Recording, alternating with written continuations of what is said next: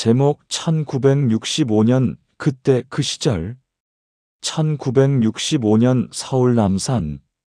전차가 덜컹거리며 지나가고 어린아이들이 고무줄놀이를 하며 웃음소리를 퍼뜨리던 오후.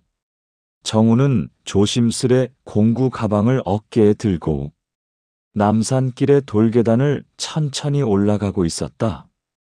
하루 종일 구두수선집에서 일한 탓에 손은 거칠었지만 그의 눈빛은 여전히 선명하게 빛났다.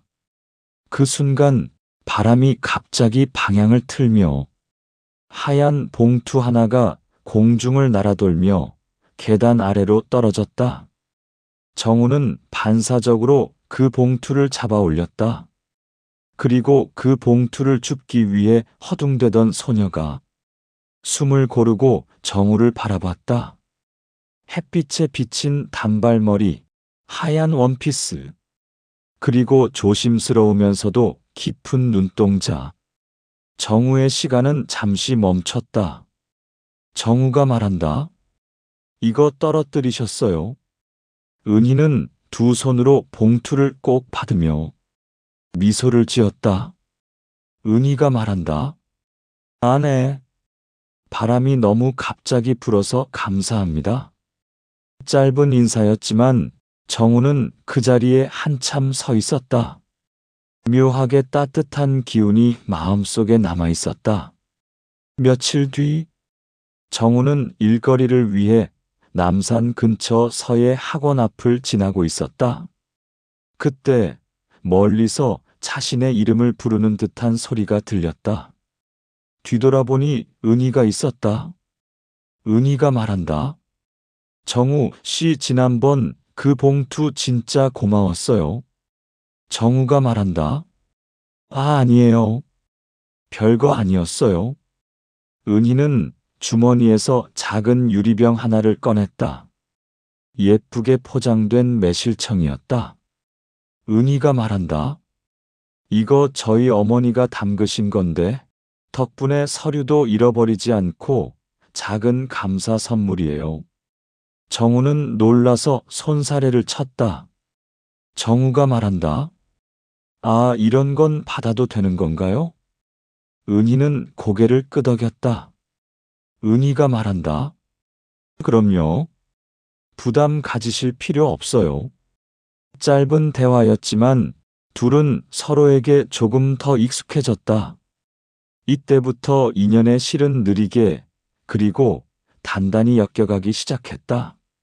며칠 후 비 오는 오후, 정우는 우산도 없이 학원 근처에서 비를 피하고 있었다. 그때 은희가 우산을 들고 다가왔다. 은희가 말한다. 정우 씨, 여기서 뭐해요? 비 맞고 있잖아요. 정우는 쑥스러운 미소를 지었다. 정우가 말한다. 일하다가 갑자기 와서 우산을 안 챙겼네요. 은희는 자신이 들고 있던 우산을 내밀었다. 은희가 말한다. 같이 가요. 저는 학원 끝났어요. 그들은 좁은 우산 아래 천천히 걸었다. 비 냄새, 어깨에 닿는 은희의 자그마한 움직임, 조용한 발걸음 소리. 그날은 둘의 마음에 호감이라는 감정이 아주 작게 피어오른 순간이었다. 얼마 뒤, 벚꽃이 절정에 이르던 어느 주말, 정우는 간단한 작업을 하고 남산 벚꽃길을 걷던 중 운명처럼 은희를 다시 마주쳤다. 은희는 혼자 스케치를 하고 있었다. 정우가 말한다. 은희 씨 혼자예요? 은희가 말한다. 아, 정우 씨. 네, 그냥 혼자 그리는 거 좋아해서요. 정우는 은희의 스케치를 보고 놀랐다. 섬세하면서도 따뜻한 선이 있었다. 정우가 말한다. 그림 참 잘 그리시네요. 은희가 말한다. 고마워요. 근데 정우 씨는 손이 참 예쁘네요. 가죽 만지는 분들 손이 다 그런가요? 정우는 부끄러워하며 웃었다. 벚꽃이 바람에 흔들리며 은희의 어깨 위에 살포시 내려앉았다. 정우는 조심스럽게 꽃잎을 떼어냈다. 그 작은 동작에 둘은 서로를 바라보며 잠시 말이 없었다. 어느 날 은희는 먼저 정우에게 산책을 제안했다. 은희가 말한다. 정우 씨, 혹시 시간 괜찮으면 남산 말고 을지로 쪽 시장도 같이 걸어볼래요? 정우는 놀랐다. 그녀가 먼저 같이 걷자고 한 건 처음이었기 때문이었다. 그들은 오래된 다방에서 레몬티를 마시며 서로의 취향, 꿈, 어린 시절을 이야기했다. 정우는 처음으로 은희가 부잣집 딸이 아니라 그저 따뜻한 사람이라는 걸 느꼈다. 정우가 말한다. 은희 씨는 제 꿈을 믿어주는 몇 안 되는 사람이에요. 은희가 말한다. 정우 씨는 자신이 생각하는 것보다 훨씬 큰 사람이 될 거예요. 그 말이 정우의 가슴 깊숙이 들어왔다. 여기까지가 1화의 전개 중 앞부분입니다. 이 정도만 해도 실제 녹음 시 약 15분 정도 분량이 됩니다. 지금부터는 이별 직전까지 더 천천히 감정선을 아주 길게 끌어올려 30분 분량을 꽉 채우도록 이어서 작성할게요. 어느 늦은 오후, 정우는 수선한 가죽을 남산 벤치에서 말리고 있었다. 은희는 그를 발견하고 다가왔다. 은희는 작은 천주머니를 내밀었다.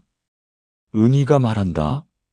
정우 씨 이거 어머니가 손수 만든 수건이에요. 일하실 때 땀 많이 흘리시잖아요. 정우는 놀랐다. 정우가 말한다. 이렇게 좋은 걸 받아도 되는지 모르겠네요. 은희가 말한다. 받아주세요. 정우 씨에게 정말 도움이 됐으면 좋겠어요. 정우는 그 순간 마음이 크게 흔들렸다. 그녀를 좋아하는 감정이 더 이상 숨길 수 없는 만큼 잘한 것이다. 하지만 은희도 고민이 많았다. 집에서는 아버지가 사업 이야기를 늘어놓으며 우리 집안의 격을 강조했다.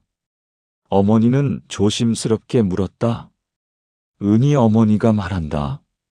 은희야 요즘 어디 자꾸 나가는 거니? 남자 생긴 건 아니지? 은희는 당황하며 고개를 저었다. 은희가 말한다. 아니에요. 그런 거 아니에요. 하지만 그녀의 표정에는 이미 감정이 깊어졌다는 흔적이 드러나 있었다. 벚꽃이 거의 지고 바람이 따뜻해진 어느 날, 정우와 은희는 남산 벤치에 나란히 앉아 서울 야경을 바라보고 있었다. 잠시 침묵이 흐른 후 정우가 용기를 냈다. 정우가 말한다. 은희 씨, 전 요즘 하루가 행복해요. 왜 그런지 아세요? 은희는 살짝 미소 지으며 고개를 저었다. 정우는 마침내 진심을 말했다. 정우가 말한다. 은희 씨와 함께 걸을 수 있어서요. 은희의 눈빛이 흔들렸다. 은희가 말한다. 정우 씨 저도 그래요. 서로를 바라보는 눈빛이 처음으로 깊게 엮인 순간이었다. 하지만 운명은 늘 시험을 던진다. 어느 날 은희가 늦게 귀가하자 아버지가 불같이 화를 냈다. 은희 아버지가 말한다. 너 지금까지 어디 있었어? 은희가 침묵하자 아버지는 집사에게 말했다.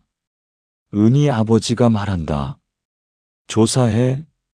어디를 다니는지, 누구를 만나는지 전부. 그날 밤 은희는 방에서 조용히 울었다. 며칠 후 정우는 은희의 집 앞에서 은희를 기다리고 있었다. 하지만 밖으로 나온 건 은희가 아닌 아버지의 부하. 부하가 말한다. 은희 양 근처에 얼씬도 하지 마라. 정우는 충격을 받았다. 정우가 말한다. 제가 뭘 잘못했습니까? 부하는 차갑게 말했다. 부하가 말한다. 너 같은 신분으로는 안 된다는 거지. 정우는 한참 동안 그 자리에 서서 은희의 창문을 바라봤다. 그날 이후 은희는 외출을 금지당했고 정우는 점점 낙담해갔다. 며칠 뒤 은희는 어렵게 빠져나와 정우를 남산에서 만났다. 둘은 말없이 걷다가 오래된 나무 아래에서 멈췄다. 정우는 떨리는 목소리로 말했다. 정우가 말한다. 은희야, 무슨 일 있었던 거야? 왜 나한테 말 안 했어? 은희는 눈물이 고인 채로 고개를 떨궜다. 은희가 말한다. 정우야, 우리 이제 그만하자. 정우는 숨이 멎는 듯 했다. 정우가 말한다. 뭐라고? 왜? 내가 부족해서? 우리 둘 사이에 무슨 문제가 있었어? 은희는 울음을 터뜨리며 말했다. 은희가 말한다. 아버지 때문이야. 정우야, 나 너무 힘들어. 정우는 그녀의 손을 잡으려 했지만 은희는 더 힘차게 고개를 저었다. 은희가 말한다. 정우야, 미안해. 하지만 나는 아버지한테 맞설 용기가 없어. 비가 내리기 시작했다. 그들은 비 속에서 서로를 바라보다 결국 손을 놓았다. 그리고 하나의 사랑이 그렇게 천천히 아주 조용히 부서져 갔다. 은희와 헤어진 밤, 남산을 내려오던 정우는 젖은 돌길 위에서 비와 눈물을 함께 흘렸다. 서울의 수많은 불빛이 그에게서 너무 멀어 보였고 어떤 꿈도 손에 닿지 않는 듯했다. 그의 머릿속에는 단 하나였다. 정우가 말한다. 은희야, 왜 나한테 기회를 주지 않았어? 다음 날 정우는 구두 수선집에서 일했지만 실수만 계속됐다. 손을 베어 피가 뚝뚝 떨어지는 것도 몰랐고 손님이 뭐라 해도 들리지 않았다. 사장이 고함을 질렀다. 사장이 말한다. 정우야, 정신 좀 차려. 너 오늘 무슨 일 있는 거야? 정우는 아무 말도 하지 못했다. 정우가 말한다. 죄송합니다. 오늘만 이해해 주세요. 사장은 한숨을 내쉬며 손을 내저었다. 늦은 밤, 정우는 허름한 단칸 방에서 밥도 먹지 않은 채 멍하니 앉아 있었다. 그때 친구 철수가 문을 두드렸다. 철수가 말한다. 야, 정우야. 너 요즘 왜 이래? 은희 양하고 무슨 일 있었냐? 정우는 고개를 숙였다. 정우가 말한다. 헤어졌어. 철수는 놀라며 앉았다. 철수가 말한다. 도대체 왜? 너희 잘 돼가는 줄 알았는데? 정우는 울컥하며 말했다. 정우가 말한다. 그녀는 나 때문에 힘들어졌어. 그 집안에서 날 인정해 줄 리 없잖아. 철수는 그의 어깨를 잡았다. 철수가 말한다. 그래도 이렇게 무너지면 안 되지. 내가 꿈꾸던 거 있잖아. 가죽 사업한다며? 정우는 눈을 감았다. 정우가 말한다. 그 꿈 이제 의미가 없어. 철수는 크게 화를 냈다. 철수가 말한다. 야, 내 꿈은 내 꿈이야. 은희 양과 헤어졌다고 너까지 망가지면 그건 은희 양도 바라지 않을 거다. 정우는 눈을 감고 손을 움켜쥐었다. 그 시각 은희 집 아버지는 신문을 접으며 차갑게 말했다. 은희 아버지가 말한다. 그 남자 다시 만나지 마라. 가난한 자와 엮이는 건 우리 집안 명예의 먹칠이다. 은희는 떨리는 목소리로 말했다. 은희가 말한다. 아버지 정우 씨는 나쁜 사람이 아니에요. 아버지는 차갑게 눈을 치켜떴다. 은희 아버지가 말한다. 나쁘고 좋고가 문제가 아니다. 신분을 알아야지. 은희는 참으려 했지만 결국 눈물을 흘렸다. 은희 어머니가 조용히 다가왔다. 은희 어머니가 말한다. 은희야, 내 마음 알겠어. 하지만 아버지 뜻을 거스르는 건 너무 위험해. 며칠 후 정우는 문득 은희가 했던 말을 떠올렸다. 정우 씨는 자신이 생각하는 것보다 훨씬 큰 사람이 될 거예요. 그 말이 가슴 깊은 곳에 불꽃처럼 살아났다. 정우는 밤새 생각했다. 그리고 드디어 일어서며 말했다. 정우가 말한다. 그래, 내가 할 수 있을까? 아니, 해야지. 은희 때문이 아니라 나 자신을 위해서. 정우는 작은 공방을 얻어 본격적으로 가죽 제품을 만들기 시작했다. 정우는 을지로 시장에서 새로 만든 지갑과 가방을 들고 상인들에게 찾아갔다. 하지만 반응은 싸늘했다. 상인이 말한다. 요즘 가죽이면 일본 제품이지. 이걸 누가 사? 하루 종일 돌아다녀도 단 한 건의 거래도 없었다. 해질 무렵 유일하게 가죽 냄새를 맡고 관심을 보이는 노신사가 있었다. 노신사가 말한다. 이 가죽 어디서 났나? 질이 좋네. 정우는 긴장하며 말했다. 정우가 말한다. 제가 손으로 직접 만든 겁니다. 정말 정성 들여서요. 노신사는 유심히 보며 말했다. 노신사가 말한다. 젊은이가 손이 좋군. 일을 하나 맡겨볼까? 정우는 눈을 크게 뜨며 말했다. 정우가 말한다. 정말입니까? 저 열심히 하겠습니다. 그날 정우는 오랜만에 웃었다. 한편 은희 집안에 어두운 그림자가 드리워졌다. 오랫동안 건축자재 사업을 하던 아버지 회사가 경쟁사에 밀리기 시작했다. 공장 가동률은 떨어지고 자금줄이 막히고 있다는 소문이 돌았다. 은희는 불안한 눈으로 아버지를 바라봤다. 은희가 말한다. 아버지 회사 괜찮으신 거죠? 아버지는 못 들은 척 담배만 피웠다. 은희 아버지가 말한다. 걱정 말아라. 하지만 손은 떨리고 있었다. 정우는 밤낮 없이 작업했다. 손에는 굳은 살이 더 두껍게 박였고 밤샘이 일상이 되었다. 하지만 그 결과 노신사의 가게에서 정우의 지갑이 불티나게 팔렸다.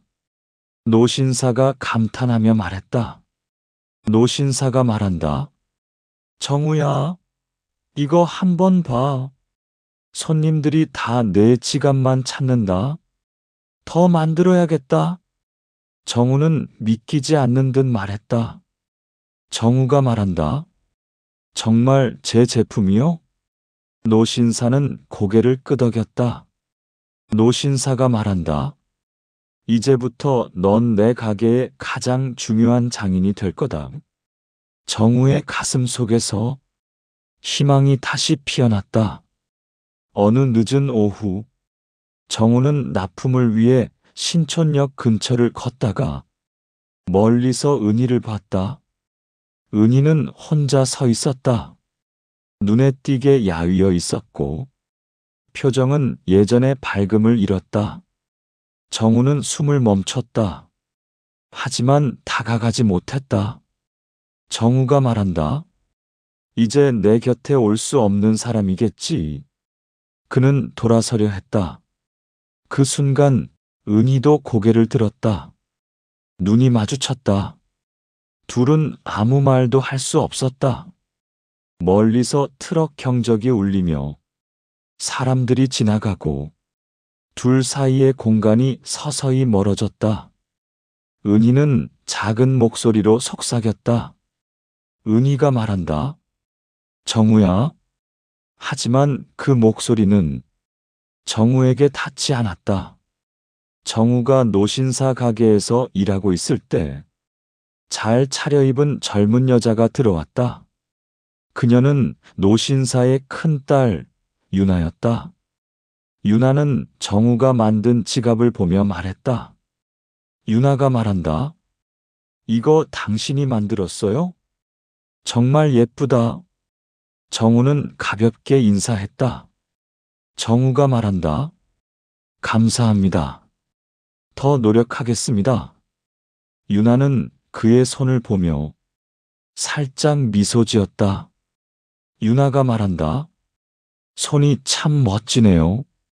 장인의 손이야. 그 말에 정우는 당황했다. 정우가 말한다. 아닙니다. 그냥 일꾼일 뿐입니다. 유나는 그를 흥미롭다는 듯 바라봤다. 유나가 말한다. 아니요. 일꾼의 손이 아니에요. 무언가를 이루려는 사람의 손이에요. 그 말은 정우에게는 칭찬이었지만 운명은 이 칭찬을 계기로 새로운 갈등을 준비하기 시작했다. 정우는 밤마다 제품을 만들며 잠시라도 은희를 떠올렸다. 정우가 말한다. 은희야, 너는 지금 어디서 뭘 하고 있을까? 한편 은희는 창밖을 바라보며 작게 중얼거렸다. 은희가 말한다. 정우야, 나 잘 지내지 못해. 하지만 두 사람은 말 한마디 건네지 못한 채 서로를 그리워하는 밤을 보냈다. 어느덧 초겨울, 서울의 골목은 하얀 입김과 난로 연기로 뒤덮여 있었다. 정우는 여전히 가죽 공방에서 밤을 지새웠고 그의 제품은 시장에서 조금씩 이름을 알리기 시작했다. 그러나 성공이라는 빛이 커질수록 그늘도 함께 길어지고 있었다. 그 그늘 속으로 조용히 들어오는 사람이 있었다. 바로 유나였다. 공방 문이 조용히 열리더니 유나가 밝은 미소를 띠고 들어왔다. 유나가 말한다. 정우 씨, 오늘도 바쁘네요? 정우는 놀라며 고개를 들었다. 정우가 말한다. 아, 유나 씨였군요. 여기까지 무슨 일이? 유나는 익숙한 듯 공방 한가운데를 둘러보았다. 유나가 말한다. 그냥 오고 싶어서요. 정우 씨가 일하는 모습을 보면 이상하게 기분이 좋아져요. 정우는 당황한 표정을 숨기지 못했다. 정우가 말한다. 이런데 자주 오시면 불편하실 텐데요. 유나는 가볍게 웃었다. 유나가 말한다. 저는 불편하지 않아요. 오히려 편안한데요. 유나의 시선은 정우의 손을 향해 깊어졌다. 마치 그 손이 만들어내는 모든 것을 알고 싶다는 듯이. 정우는 순간적으로 가슴 한쪽이 불편하게 두근거렸다. 며칠 뒤 은희는 동네 약국 앞에서 우연히 유나가 정우의 공방 근처에 내리는 것을 보게 되었다. 은희가 눈을 크게 뜬다. 은희가 말한다. 저 사람 어디서 본 것 같은데? 차에서 내려 정우의 공방 쪽으로 들어가는 유나를 보자 은희는 가슴이 서늘해졌다. 은희가 말한다. 정우야 혹시? 하지만 은희는 차마 다가가지 못했다. 그녀의 자존심과 두려움이 동시에 그녀를 붙잡았다. 공방 안. 유나는 선물 상자를 꺼냈다. 유나가 말한다. 정우 씨, 이거 선물이에요. 정우는 놀라며 상자를 받았다. 정우가 말한다.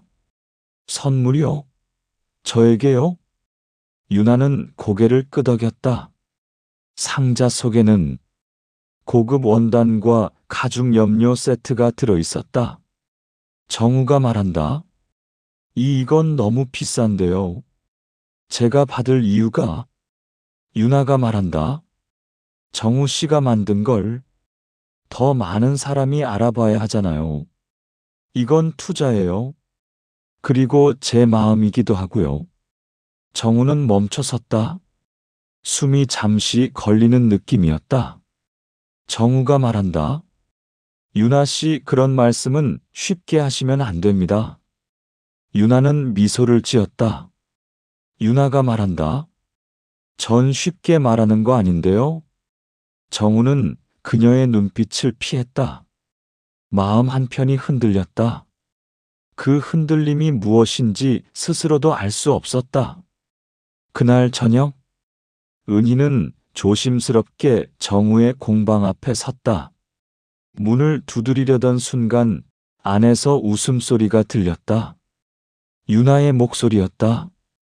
유나가 말한다. 정우 씨는 정말 특별한 사람이에요. 그리고 정우의 목소리가 들렸다. 정우가 말한다. 그런 말하면 제가 난처합니다. 문 앞에서 은희의 손이 멈춰 섰다. 그녀는 숨을 삼켰다. 은희가 말한다. 정우야, 너 누군가와 함께 있구나. 은희는 결국 문을 두드리지 못한 채 천천히 발걸음을 돌렸다. 눈물은 흐르려고 했지만 참았다. 며칠 뒤 유나는 더 노골적으로 다가오기 시작했다. 그날 그녀는 정우에게 말했다. 유나가 말한다. 정우 씨, 전 당신이 가진 가능성과 마음을 누구보다 믿어요. 정우는 고개를 숙였다. 정우가 말한다. 저는 가난하고 가진 것도 없고. 유나는 그의 말을 끊었다. 유나가 말한다. 그래서 더 멋있어요. 정우 씨, 저와 함께라면 더 큰 세계로 나갈 수 있어요. 정우는 충격에 잠시 말이 나오지 않았다. 며칠 후, 은희는 시장에서 우연히 유나와 정우가 함께 있는 모습을 보았다. 정우가 가죽 샘플을 들고 설명하고 있었고, 유나는 따뜻한 눈빛으로 그를 바라보고 있었다. 은희는 멀리서 지켜보았다. 정우의 입모양이 그녀에게 보였다. 정우가 말한다. 정말 감사드립니다. 유나가 답한다. 유나가 말한다. 저는 언제나 정우 씨 편이에요. 그 대사를 보자 은희의 손에서는 들고 있던 종이가 떨어졌다. 은희가 말한다. 정우야, 정말 잊었구나. 나 아니었구나. 은희는 사람들 속으로 사라지듯 걸어갔다. 은희가 집에 돌아오니 아버지는 술에 취한 채 고함을 지르고 있었다. 은희 아버지가 말한다. 도대체 왜 계약이 다 끊기는 거야? 은희는 겁에 질렸다. 은희가 말한다. 아버지 많이 힘든가요? 아버지는 비틀거리며 말했다. 은희 아버지가 말한다. 이 집안이 무너질 수도 있어. 내가 잘못한 건가? 은희는 처음으로 자신이 정우에게 오해만 하고 있었다는 사실을 깨닫기 시작했다. 정우는 스스로에게 질문했다. 정우가 말한다. 유나 씨 고마운 사람이다. 하지만 내 마음이 가는 사람은 단 한 명뿐인데. 정우는 벽을 향해 속삭였다. 정우가 말한다. 은희야, 너에게 돌아갈 수 있을까? 그 순간 문 밖에서 유나가 말했다. 유나가 말한다. 정우 씨 방금 누구 찾았어요? 정우는 임기응변으로 답했다. 정우가 말한다. 아, 그냥 혼잣말입니다. 유나는 그 말에 슬며시 미소 지었다. 그러나 그 미소 뒤에는 소유욕이 서서히 자리 잡고 있었다. 며칠 뒤 은희의 집 한옥마루에는 가을 햇살이 드리워져 있었지만 은희의 표정은 오히려 한겨울처럼 차갑고 무거웠다. 아버지가 말한다. 은희야, 요즘 그 가죽 공방하는 청년이 어떻게 지내는지 아느냐? 은희가 말한다.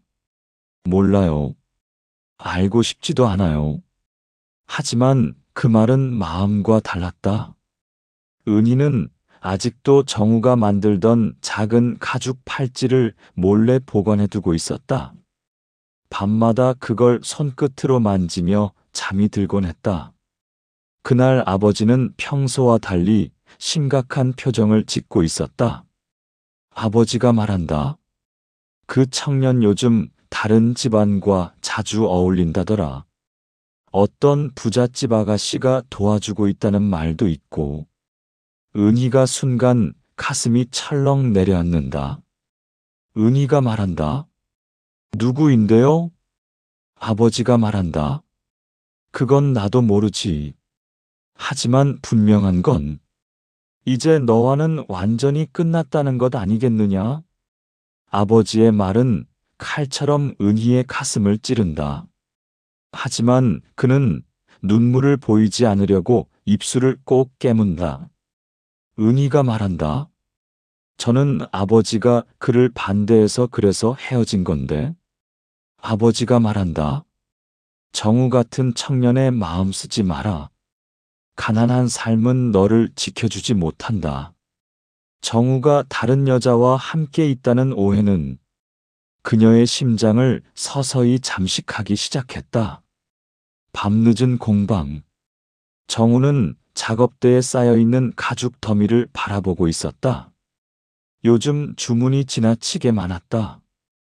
유나가 여기저기 연결해준 거래처 덕분이었다. 정우가 중얼거리듯 말한다. 이렇게 갑자기 일이 늘다니. 그 순간 문이 열리고 유나가 들어왔다. 유나가 말한다. 정우 씨, 오늘도 밤새우실 거죠? 제가 저녁이라도 사올까요? 정우가 말한다. 이젠 너무 신세만 지는 것 같아서요. 부담스럽습니다. 유나는 천천히 정우 앞에 서서 말했다. 유나가 말한다. 저는 부담 주려고 그러는 거 아니에요. 정우 씨 일 제가 돕고 싶어서 그러는 거예요. 정우는 깊게 숨을 들이쉰다. 정우가 말한다. 은희랑 헤어진 것 때문에 이러는 거 아닙니다. 유나가 말한다. 알아요. 하지만 그 빈자리에 누군가 들어가면 안 되나요? 정우는 아무 말도 하지 못했다. 그 침묵이 유나에게는 미약한 희망처럼 느껴졌다. 하지만 정우에게는 혼란이었다. 마음 한구석에서는 여전히 은희가 그를 끌어당기고 있었기 때문이다. 유나는 정우의 손등을 살며시 잡는다. 유나가 말한다. 정우 씨, 이제 그만 힘들어해요. 제가 곁에 있을게요. 정우는 손을 빼지도 잡아두지도 못했다. 흔들림이 그의 가슴에 도려내듯 파고들었다. 며칠 후, 은희는 일부러 종로 쪽을 걷다가 정우의 공방 근처까지 와버렸다. 가까이 가지 않으려고 했지만 발걸음은 자연스럽게 그곳을 향했다. 그때 문 앞에서 유나가 정우에게 도시락을 건네주며 미소 짓는 장면이 은희의 눈에 들어왔다.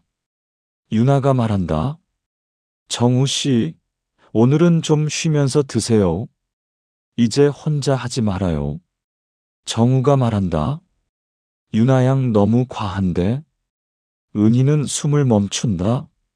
심장이 손으로 찢기는 듯한 고통. 그녀는 들리지 않는 목소리로 중얼거린다. 은희가 말한다. 정우 씨 정말 다른 사람과 눈물이 한 방울 떨어진다. 마른 흙 위로 흡수되듯 아무런 소리도 내지 않고 은희는 돌아서 걸으며 속으로 끊어진 목소리로 말한다. 은희가 말한다. 이제 정말 끝인가 봐, 정우 씨. 그날 밤, 정우는 공방 문을 닫다가 누군가 서 있는 걸 발견했다. 유나였다. 유나가 말한다. 정우 씨, 잠깐 시간 돼요? 드릴 말씀이 있어서요. 정우가 말한다. 오늘은 좀 피곤해서. 유나가 말한다. 잠깐이면 돼요. 정우는 한숨을 내쉰 뒤 문을 닫는다. 그 순간 멀리서 두 사람을 지켜보는 은희가 있었다. 눈물과 분노와 절망이 뒤섞인 마음으로. 유나는 조심스레 말을 꺼낸다. 유나가 말한다. 정우 씨, 저 더는 숨기고 싶지 않아요. 저 정우 씨 좋아해요. 정우의 표정이 굳는다. 정우가 말한다. 유나 양, 그건 제가. 하지만 말을 잇기도 전에 멀리서 들렸던 은희의 작은 흐느낌이 정우의 귀에 아릿하게 스며든다. 그는 갑자기 고개를 돌려 주변을 살핀다. 하지만 은희는 이미 어둠 속으로 사라지고 있었다. 정우의 심장이 거칠게 뛰기 시작한다. 설명해야 할 것도 잡아야 할 것도 말해야 할 것들이 산처럼 쌓여 있었지만 어디서부터 무너질지 모르는 두려움이 그를 꽁꽁 묶어두고 있었다. 정우는 혼잣말처럼 중얼거린다. 정우가 말한다. 은희 너였어? 유나는 그 속삭임을 듣고 표정이 굳는다. 유나가 말한다. 정우 씨, 혹시 아직도 그분을? 정우는 대답하지 않았다. 그 침묵이 모든 걸 말해주고 있었다. 유나의 눈빛이 어둡게 바뀐다. 집착에 가까운 감정이 서서히 깨어나는 순간이었다. 서울의 가을은 어느새 겨울의 문턱으로 향하고 있었다. 세 사람의 마음은 계절과는 정반대로 점점 더 뜨겁고 더 흔들리고 더 불안정해지고 있었다. 누군가는 잡으려 하고 누군가는 놓으려 하고 누군가는 절대로 빼앗기지 않으려 했다. 그리고 이 세 사람의 마음이 한순간에 충돌하는 순간이 점점 더 가까워지고 있었다. 정우의 가죽 공방은 이미 동대문 시장, 상인들과 군납업자들 사이에서 꽤 이름이 알려지고 있었다. 단단하고 오래 가는 그의 손끝은 가난한 청년이 어떻게 버틸 수 있는지를 보여주는 증표였다. 그러나 그 성공의 그림자 속엔 말하지 못한 이름 하나가 늘 붙어 있었다. 은희. 그녀를 떠올릴 때마다 정우의 가슴 속엔 희미한 통증이 일었다. 이제 잊어야 한다고 스스로 말하면서도 손은 은희에게 만들어줬던 작은 팔찌의 모양을 무심코 다시 만들곤 했다. 그런 정우를 가장 가까이서 지켜보는 사람은 이미 유나뿐이었다. 정우의 공방은 이젠 작은 작업실이 아니라 어엿한 가죽 제작소로 변하고 있었다. 일거리 대부분은 유나가 연결해준 거래처였고 정우는 그 도움을 거절할 수도 온전히 받지도 못한 채 늘 혼란스러웠다. 하루는 유나가 크게 숨을 들이쉬며 제작소로 들어왔다. 유나가 말한다. 정우 씨, 들으셨어요? 3호 백화점에서 가죽 가방 납품을 원한대요. 정우 씨 작품 보고 반한 모양이에요. 정우는 잠시 멍해졌다. 백화점 납품이라니. 가난한 집안에서 자랐던 그에게는 꿈조차 꾸지 못했던 말이다. 정우가 말한다. 정말 내가요? 유나가 말한다.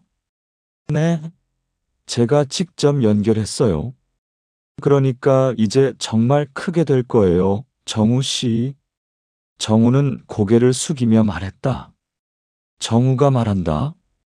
고맙습니다.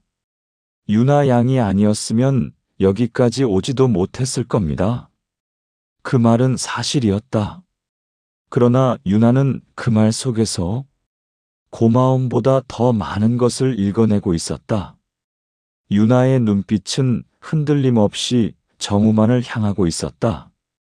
유나가 말한다. 정우 씨, 이젠 저만 믿어요. 제가 끝까지 함께 할게요. 정우는 그 말의 무게를 느끼면서도 차마 뿌리칠 수 없었다. 그 순간 그의 마음속 깊은 곳에서 은희가 떠오른다. 은희야, 너였다면 뭐라고 했을까? 내가 이렇게 성공하는 걸 기뻐해줬을까? 그 시각, 은희의 집안은 조용히 하지만 빠르게 무너지고 있었다. 아버지의 운송업은 경쟁 업체의 등장과 자금 흐름의 문제로 계속 손해를 보고 있었다. 어느 날 밤, 마당에서 은희는 아버지의 낮은 목소리를 들었다. 아버지가 말한다. 이대로 가면 집도 지키기 어렵다. 은희의 숨이 멎는다. 젊은 시절 아무것도 모르게 부유하게 살아왔던 그 생활이 이제는 사라질 위기에 처해 있었다. 은희가 말한다. 아버지, 정말 그렇게까지 안 좋아졌어요? 아버지는 딸의 눈을 제대로 마주보지 못한다. 아버지가 말한다. 미안하다, 은희야. 아버지가 너한테 해준 게 뭐가 있냐? 은희의 가슴이 무너진다. 하지만 그녀는 아버지의 손을 잡으며 말했다. 은희가 말한다. 아버지, 괜찮아요. 우리가 힘들어도 전 아버지 곁에 있을게요. 하지만 그 말 뒤에 숨은 속마음은 다른 아픔으로 가득했다. 정우 씨, 이 사실을 알면 나를 얼마나 측은하게 볼까? 그러나 그녀는 알지 못했다. 정우가 이미 오래전부터 그녀의 집안을 바라보고 있었다는 것을. 며칠 후, 정우는 시장 상인들 사이에서 이상한 소문을 듣게 된다. 은희 아버지가 새로 시작한 운송업이 요즘 흔들린대. 빚까지 있다더라. 집도 위험하다던데?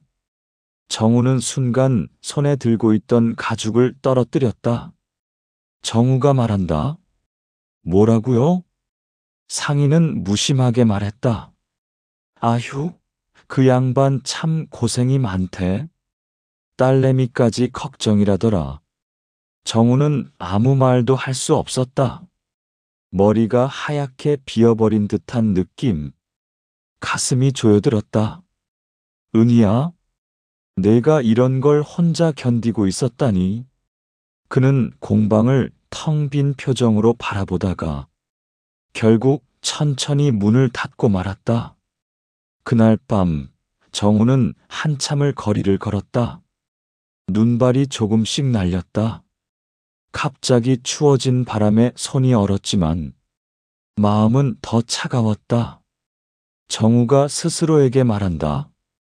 은희야, 내가 어떻게든 너희 집을 도울게. 너한텐 들키지 않게. 그는 아버지의 운송업을 알고 있었다. 그동안 시장에서 물건을 받으러 다니며 은희 아버지의 트럭을 수없이 봤으니까 정우는 바로 다음 날 지인들에게 물건 운송을 부탁하며 일부러 은희 아버지 쪽을 연결해달라고 은근히 부탁하기 시작했다. 체면을 따지느라 말은 못하지만 어려운 집안일수록 작은 일거리라도 필사적으로 잡는다. 정우는 그런 점을 알고 있었다. 며칠 후 은희의 아버지는 갑자기 늘어난 운송 일거리에 고개를 갸웃거리며도 일에 매달리기 시작했다. 그 뒤에서 정우는 아무 말 없이 조용히 거리를 지켜보았다. 정우가 혼잣말로 말한다. 이 정도면 조금은 도움이 되겠지. 그의 눈엔 따뜻함과 슬픔이 동시에 고여 있었다. 정우가 은희 집안을 도우면서도 말하지 않는 그 비밀은 유나에게 점점 낯선 분위기로 느껴졌다. 어느 저녁 유나가 조심스럽게 물었다. 유나가 말한다. 정우 씨 요즘 어디 자주 다니지 않아요? 정우가 말한다. 일 때문에 그러는 겁니다. 유나가 말한다. 정우 씨 숨기는 거 있죠? 정우는 잠시 침묵했다. 말할 수 없는 것이 너무 많았다. 정우가 말한다. 그냥 지나가는 일입니다. 유나 양이 알 필요는 없는. 유나는 그 말에 크게 상처받고 만다. 유나가 말한다. 왜요? 왜 저는 알면 안 되는 건데요? 저 정우 씨 위해서 이렇게까지 하는데. 정우는 더 이상 말을 잇지 못한다. 그 순간 유나는 깨닫는다. 정우의 마음 한쪽에는 아직도 다른 사람이 있다는 것을. 그 인물이 누구인지 유나는 이미 알고 있었다. 유나가 떨리는 목소리로 말한다. 혹시 그 사람 때문인가요? 은희 때문. 정우가 고개를 크게 젓는다. 정우가 말한다. 아닙니다. 그 문제 아닙니다. 하지만 그 부정만으로는 유나의 불안을 막을 수 없었다. 유나의 눈빛은 슬픔과 두려움, 그리고 점점 커지는 집착의 흔들림으로 가득했다. 그날 밤, 정우는 제작소 창가에 서서 조용히 종로 거리를 바라본다. 가로등 아래 낙엽이 바람에 실려 천천히 굴러갔다. 그는 쓴웃음을 지으며 중얼거렸다. 정우가 말한다. 성공도, 돈도 다 무슨 의미가 있지? 너 없이. 멀리 아직도 서로의 존재를 그리워하면서도 서로를 바라볼 수 없는 두 사람. 정우는 은희를 향한 마음을 끝내 지우지 못한 채 조용히 눈을 감는다. 그리고 다음 날부터 더 많은 운송일을 은희 아버지에게 넘기기 시작한다. 그 모든 행동 뒤에는 말하지 못한 단 한 사람이 있었다. 은희야, 이제라도 내가 너를 지켜줄 수 있으면 좋겠다. 서울의 하늘은 유난히 흐렸다. 거리의 사람들은 저마다의 사정을 가슴에 품고 빠르게 걸음을 옮겼지만 세 사람의 마음은 그 흐린 하늘보다 더 무거웠다. 정우는 성공의 문턱에서 말할 수 없는 그리움에 갇혀 있었고, 은희는 몰락해가는 집안과 정우에 대한 오해 사이에서 점점 더 깊은 어둠 속으로 떨어지고 있었다. 유나는 정우를 향한 마음이 커질수록 불안과 두려움이 그녀를 잠식해가고 있었다. 그리고 이날 세 사람의 마음은 처음으로 강하게 충돌하기 시작했다. 정우의 제작소, 손님들이 끊임없이 오갔고 가죽 상품들은 시장에서 빠르게 팔려나갔다. 그럼에도 정우의 심장은 늘 한 곳을 향해 뛰었다. 정우가 말한다. 더 보내야 해. 은희 아버지 쪽으로. 일을 더. 직원들이 당황한 표정으로 물었다. 직원이 말한다. 사장님, 운송업자 한 곳으로만 보내면 우리가 손해 아닙니까? 정우가 말한다. 괜찮습니다. 그분 믿을 만한 분이에요. 말은 그렇게 했지만 정우가 진짜로 믿고 있는 건 은희였다. 정우는 밤마다 장부를 보며 더 많은 일을 은희 아버지에게 넘길 수 있는 방법을 고민했다. 그러나 이것은 아무도 몰라야 하는 비밀이었다. 정우가 혼잣말로 말한다. 내가 할 수 있는 건 이 정도뿐이야. 은희야, 부디 버텨줘. 유나는 요즘 정우의 행동을 이해할 수 없었다.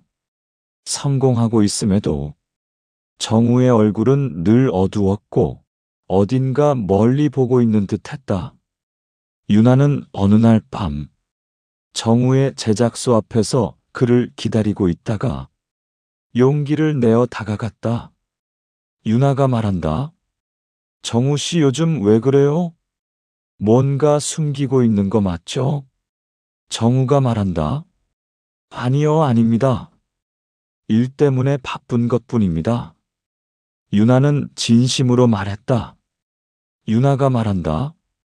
정우 씨, 저한텐 말해도 돼요. 무슨 일이든. 정우의 눈동자가 잠시 흔들린다. 그러나 그는 결국 고개를 저었다. 정우가 말한다. 말할 수 없는 일입니다. 유나 양에게는 짐이 될 수도 있어요. 그 말은 유나의 마음을 날카롭게 찔렀다. 유나는 떨리는 목소리로 말했다. 유나가 말한다. 그 사람 때문이죠. 은희 때문.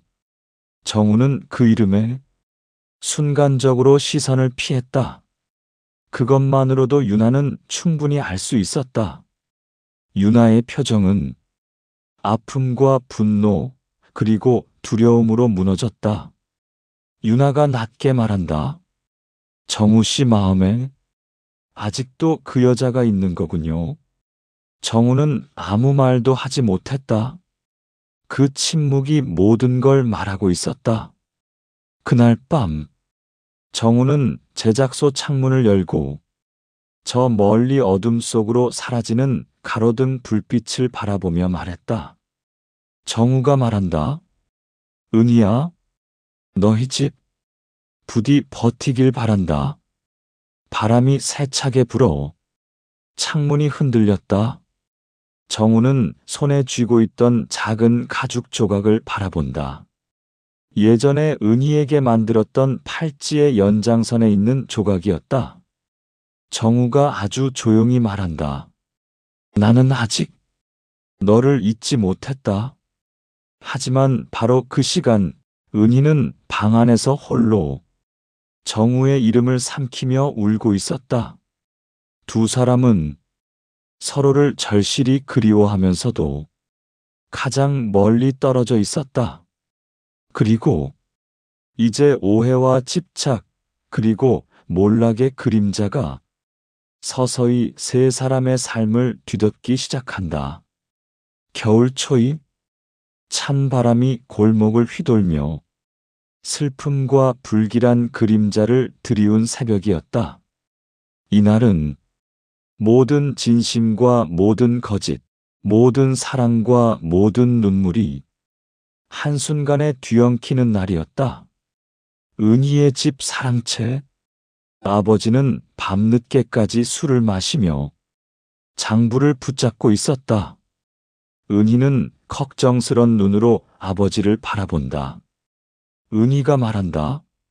아버지, 제발 좀 쉬세요. 이젠 혼자 버틸 수 있는 일이 아니에요. 아버지는 눈이 충혈된 채 억지로 웃음을 지었다. 아버지가 말한다. 됐다. 아버지가 이 집을 지켜야지. 내게 짐을 안겨줄 순. 말을 잇지 못한 채 갑자기 아버지의 몸이 휘청였다. 은희가 비명을 지른다. 아버지! 아버지는 그대로 사랑채 마루에 쓰러졌다. 은희는 떨리는 손으로 아버지를 붙잡으며 울부짖었다. 은희가 말한다. 누가 좀 도와줘요. 제발. 며칠 뒤 정우 제작소에도 위기 소식이 날아들었다. 납품처 한 곳이 가죽 제품 가격을 후려치며 다른 업체와 계약하려 한다는 소식. 직원들이 당황해 뛰어왔다. 직원이 말한다. 사장님, 우리가 미뤄온 거래가 다른 곳에 넘어가게 생겼습니다. 정우는 벽을 바라보며 고개를 숙였다. 정우가 말한다. 이런 때, 왜 하필 지금? 그는 안다. 자신이 은희 아버지를 도와주려고 이윤을 거의 포기한 결과 사업의 기반이 얇아졌다는 걸. 하지만 후회할 수 없었다. 정우가 말한다. 괜찮아. 내가 선택한 길이야. 그의 눈은 어딘가 단념과 외로움이 섞여 있었다. 유나는 정우의 위기 소식을 듣고 급히 제작소로 찾아왔다. 유나는 정우를 붙잡고 말했다. 유나가 말한다. 정우 씨, 이 상황 나만 있으면 다 해결돼요. 우리 집안 힘이면 당신 사업 단숨에 살릴 수 있어요. 정우는 침착하게 바라보았다. 유나가 떨리는 목소리로 이어 말했다. 유나가 말한다. 정우 씨, 저와 결혼해줘요. 그러면 당신도 살고 그 여자의 집도 살릴 수 있어요. 정우는 크게 숨을 들이켰다. 그리고 조용히 고개를 저었다. 정우가 말한다. 죄송합니다. 그럴 수 없습니다. 유나의 눈빛이 무너졌다. 유나가 말한다. 왜요? 왜? 내가 이렇게까지 하는데 왜 나는 안 돼요? 정우의 목소리는 단호했지만 슬펐다. 정우가 말한다. 제 마음은 이미 정해져 있습니다. 그 사람, 은희 씨에게서 한 번도 벗어난 적이 없습니다. 유나는 마치 심장을 쥐어뜯기는 듯 한 발 뒤로 물러섰다. 유나가 낮게 말한다. 그럼 우린 여기까지군요. 그리고 유나는 울음을 삼키듯 고개를 숙이고 정우에게 마지막 인사를 건넸다. 유나가 말한다. 정우 씨, 더는 찾아오지 않을게요. 그 말은 이별이었고 포기였고 동시에 유나가 할 수 있는 마지막 사랑이었다. 며칠 뒤 아버지는 중환자실에서 치료를 받고 있었고 은희는 병원 복도에서 눈물로 시간을 보냈다. 그때 하인 중 한 명이 조심스레 다가와 말했다. 하인이 말한다. 아씨, 사실은 정우 도련님이 그동안 댁을 많이 도와오셨습니다. 은희는 숨이 멎었다. 하인이 말한다. 은희 아씨 몰래 일을 주고 돈을 돌리고 정우 도련님이 아니었으면 집안은 훨씬 전부터 무너졌을 겁니다. 은희는 벽에 손을 짚었다. 몸이 후들거렸다. 머릿속에 정우와 유나가 함께 있던 그날의 오해가 떠올랐다. 은희가 중얼거린다. 정우 씨가 나와 우리 집을 지키려고 그녀는 눈물을 훔칠 겨를도 없이 그 자리에서 뛰기 시작했다. 정우에게 가야 했다. 지금 당장 정우의 제작소 앞. 정우는 납품 중단 통보서를 들고 천천히 걸어 나오던 순간이었다. 그때 은희가 달려와 헐떡이며 서 있었다. 정우가 놀란 눈으로 말한다. 은희 씨? 은희는 더 이상 아무 말도 하지 않았다. 그저 가쁜 숨을 몰아 쉬다가 정우 품으로 와락 끌어안겼다. 은희가 울먹이며 말한다. 정우 씨, 미안해요. 몰라서 오해해서 당신이 이렇게까지 하고 있는 줄도 모르고. 정우는 그대로 얼어붙었다. 그리고 천천히 그녀의 등을 감싸 안았다. 정우가 말한다. 은희 씨, 돌아와줘서 고맙습니다. 두 사람은 오랫동안 말없이 서로를 안고 서 있었다. 온 겨울을 녹이는 듯한 따뜻함이 그 안에 있었다. 아버지는 회복 후 정우가 모든 걸 도운 사실을 듣고 정우를 방으로 불렀다. 아버지는 천천히 말한다.